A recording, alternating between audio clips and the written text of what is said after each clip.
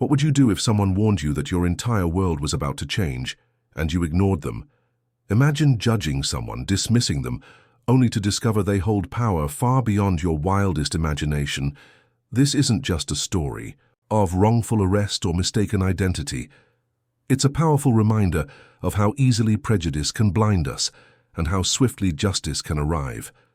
Stay until the end, because what happens next isn't just shocking, it's unforgettable. The air was crisp. Midday sun filtered gently through the buildings. People bustled past, focused, distracted, indifferent. But he moved slowly, unhurried, one man, alone, walking calmly down the sidewalk. No briefcase, no phone, just quiet steps. Just presence. He wasn't running, he wasn't yelling, he wasn't even walking fast. To most, he looked like any other passerby. To most, but not to everyone. Across the street, 2 officers noticed him. Their eyes narrowed, their pace quickened. "Excuse me, sir, can we talk for a second?" The tone wasn't aggressive, but it wasn't casual either. Something in their voices hinted at suspicion. The man turned, politely, a little puzzled. "That's fine," he replied. His voice was calm, measured, respectful, but the questions came fast and sharp. "What are you doing here? Where are you going? Why are you looking around like that?" He paused, tried to understand, then answered simply, "I'm just walking." It should have ended there, but it didn't, because by then their minds were made up. They saw his calm as calculated, his silence as secretive, his presence as suspicious, not because of what he did, but because of what he looked like. He was black. They were white, and for them, that was enough. In under a minute, the cuffs were out, cold, tight, unjust. T. "I under arrest?" he asked softly. "You're causing a disturbance," came the flat reply. There was no crowd, no shouting, no threat, only fear, only bias, only assumption. He didn't resist, didn't protest, he just stood still and let them take him. But inside, he wasn't afraid. Inside, he knew something they didn't. As the patrol car pulled away, he looked out the window. Then, in a voice calm but unmistakably firm, he said something strange. "If I'm not released in 10 minutes, he told them, "you'll get a call. That call will change everything."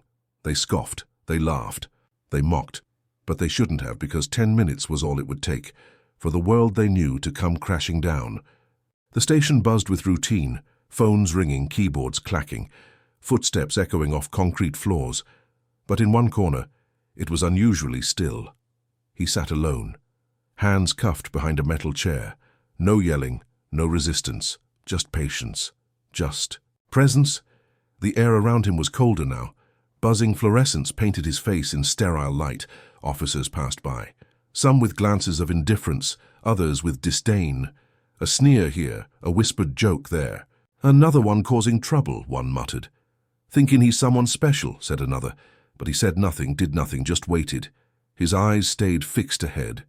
Not blank, not angry, but steady, like he knew exactly how this would end. Sergeant walked by, paused, sneered. "Don't look so calm," he said mockingly. "You're not going anywhere." But the man didn't blink, didn't flinch. Instead, he repeated it, softly, clearly. "You have 10 minutes. A few officers chuckled nearby, one louder than the rest. 10 minutes, he scoffed. "What happens then? The Avengers show up?" More laughter, louder, more mocking. But the man remained still watching the clock. Tick, tick.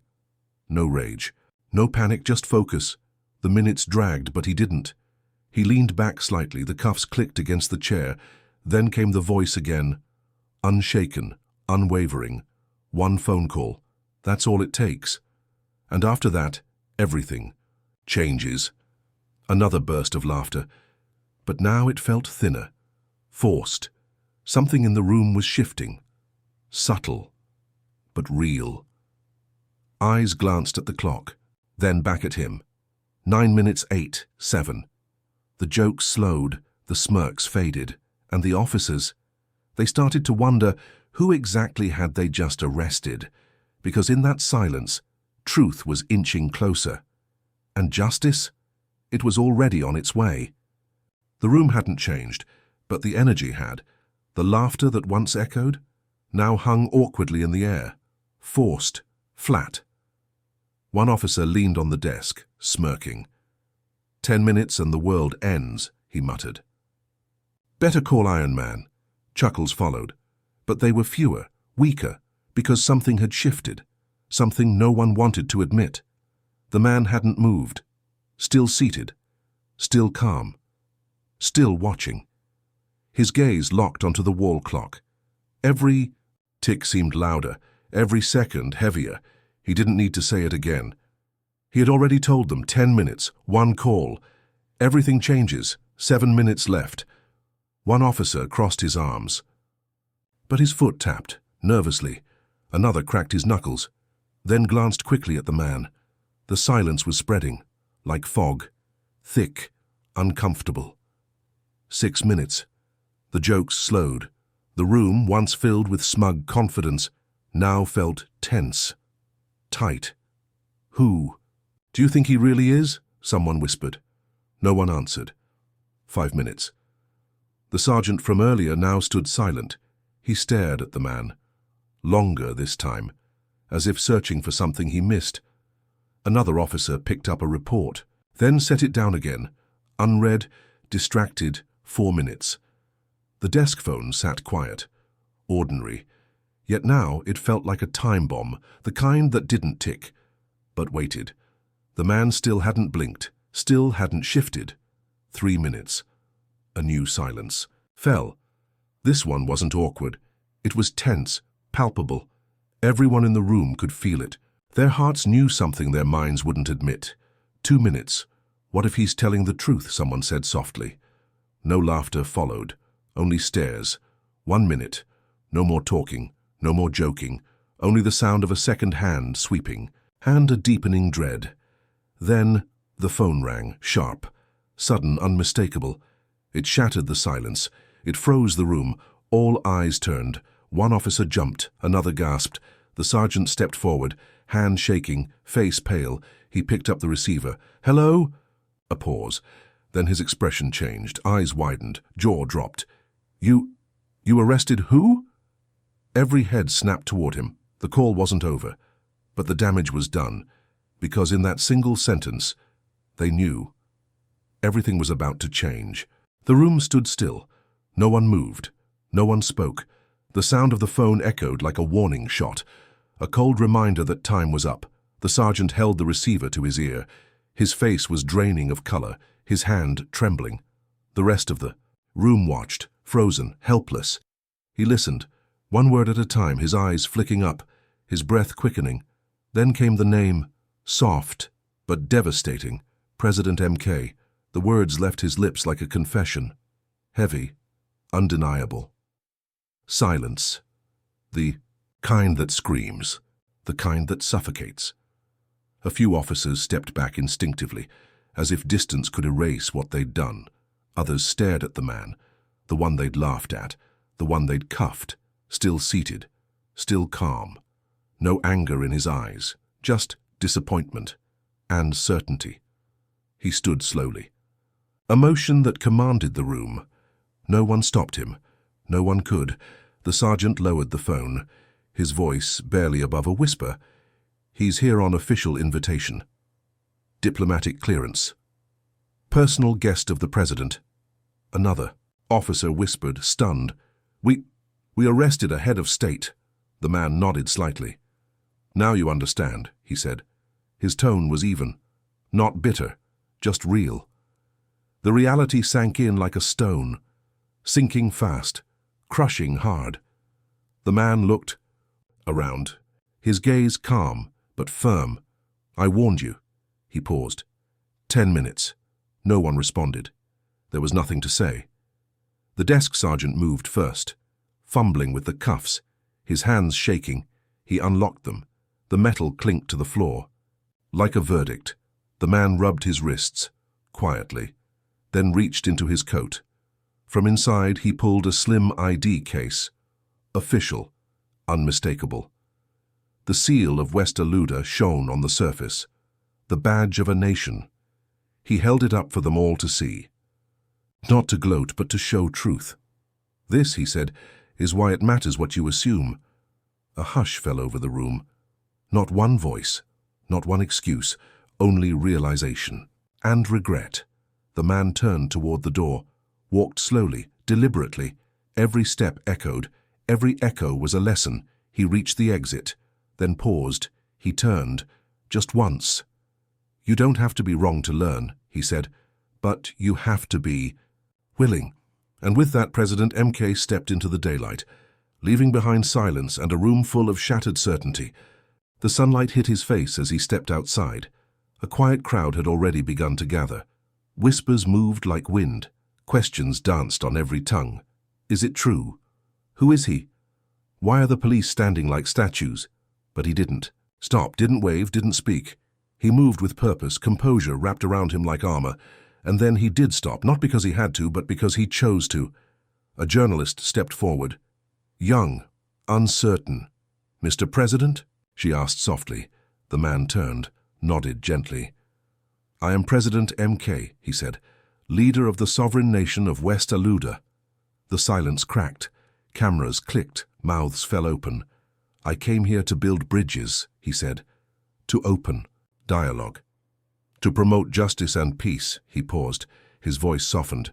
But every word carried weight. Instead, he continued, I was profiled, detained, and dismissed. He glanced back toward the station, toward the people inside.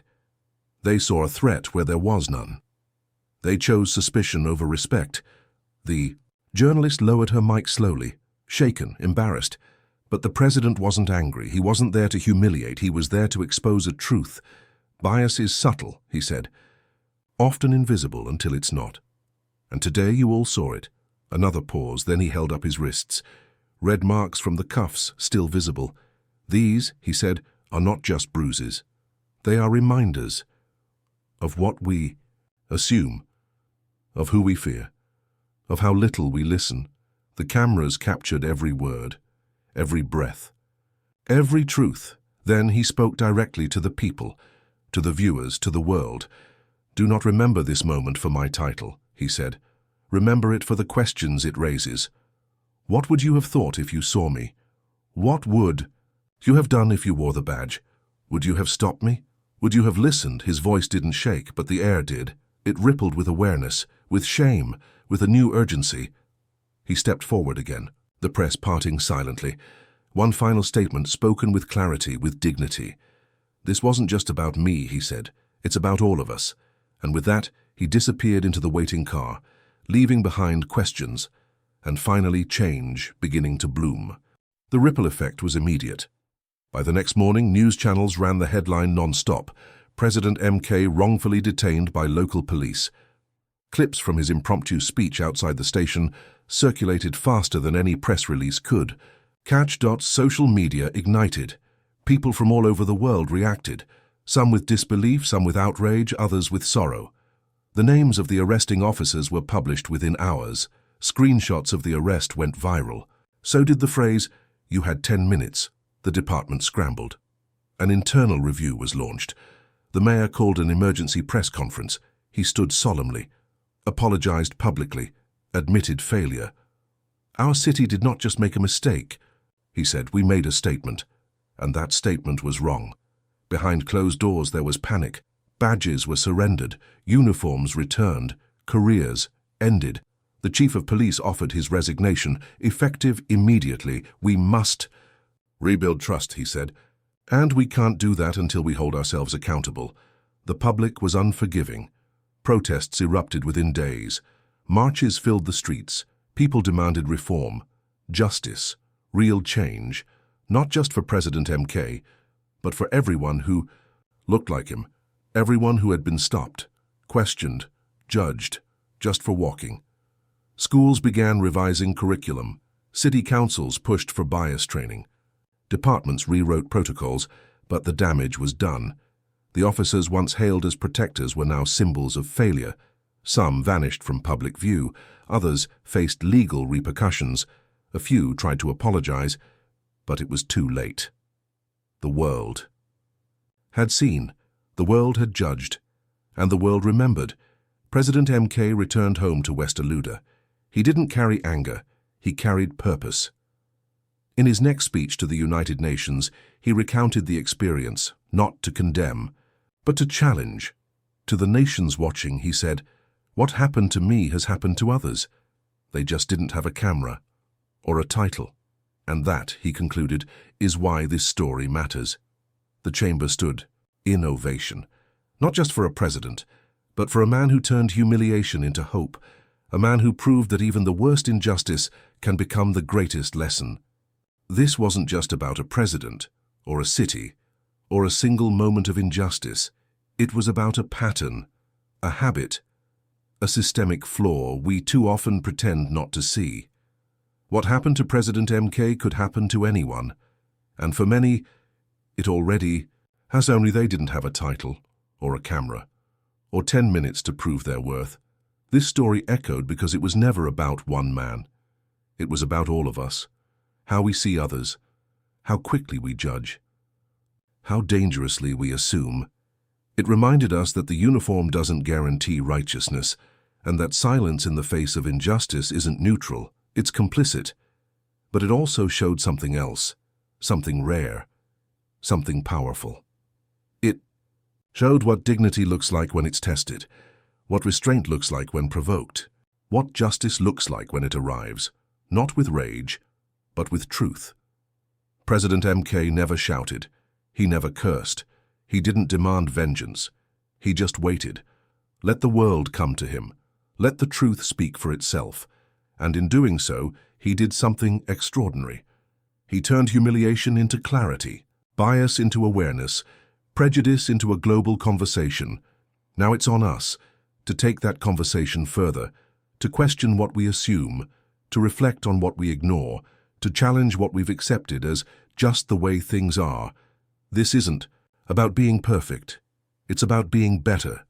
One thought at a time, one action at a time, one choice at a time.